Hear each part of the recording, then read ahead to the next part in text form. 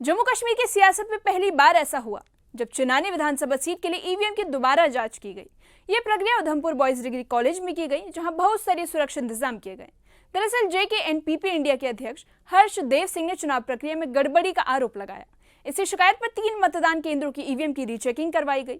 इसी बीच उधमपुर में चुनानी विधानसभा क्षेत्र से जुड़ी ईवीएम की रीचेकिंग और रीवेरिफिकेशन प्रक्रिया पूरी तरह पारदर्शी तरीके से संपन्न हुई।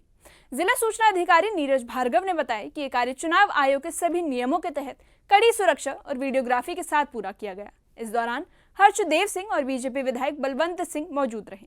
भार्गव ने गड़बड़ी के आरोपों को खारिज करते हुए कहा कि जनता में भ्रामक जानकारी फैलाने की कोशिश न की जाए।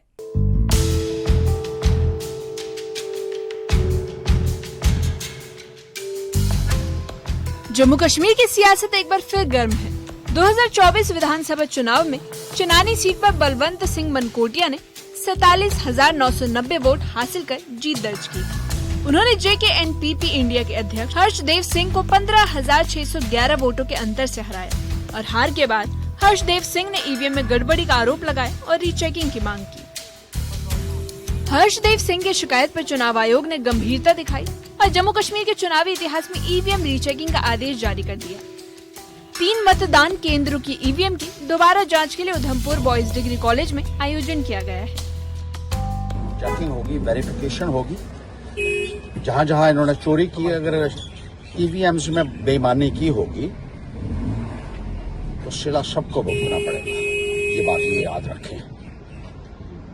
हर्षदेव रुकने वाला नहीं है, ये समझ लें अच्छी तरीके से। और पहली बार ये हुआ है इतिहास में, एक शुरुआत है, एक शुरुआत है कि मुल्क के लिए हमने दरवाजे खोल दिए हैं कि ईवीएम मशीन्स को दोबारा से खोला जा सकता है। और उसी जगह खुलवा रहा हूं जहां पे यहाँ धांधली हुई थी, जहां पे ये ईवीएम्स को स्टोर किया गया था, उसी जगह पे उन मशीनों को दोबारा खोला जाएगा। ये एक इतिहास है। रीचेकिंग को देखते हुए कॉलेज परिसर में बहुस्तरीय सुरक्षा तैनात की गई है। पुलिस और अर्धसैनिक बलों की टुकड़ियां मौजूद है। किसी भी अप्रिय घटना से बचने के लिए गेट पर सख्त निगरानी रखी जा रही है। इस पूरी प्रक्रिया ने राजनीति को गर्मा कर रख दिया है। JKNPP और बीजेपी आमने सामने है। JKNPP आरोप लगा रही है कि चुनाव प्रक्रिया में गड़बड़ी हुई। वहीं बीजेपी का कहना है कि हार का ठीकरा ईवीएम पर फोड़ना विपक्ष की पुरानी आदत है।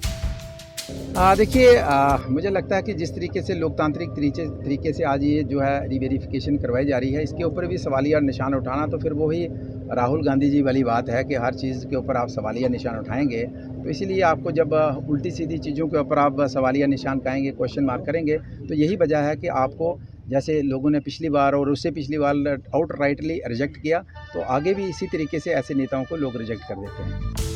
उधमपुर में चुनानी विधानसभा क्षेत्र से जुड़ी ईवीएम की रीचेकिंग और रीवेरिफिकेशन प्रक्रिया पूरी तरह पारदर्शी तरीके से संपन्न हुई। जिला सूचना अधिकारी नीरज भार्गव ने बताया कि यह कार्य चुनाव आयोग के सभी नियमों के तहत कड़ी सुरक्षा और वीडियोग्राफी के साथ पूरा किया गया। इस दौरान हर्षदेव सिंह और बीजेपी विधायक बलवंत सिंह मौजूद थे।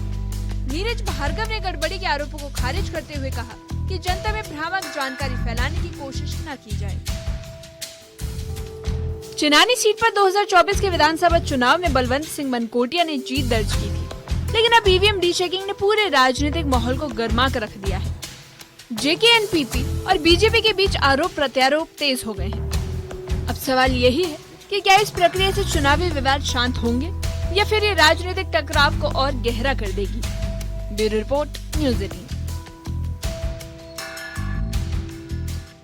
चुनानी सीट पर 2024 के विधानसभा चुनाव में बलवंत सिंह ने जीत दर्ज की थी, लेकिन अब ईवीएम रीचेकिंग ने पूरे राजनीतिक माहौल को गर्मा कर रख दिया है।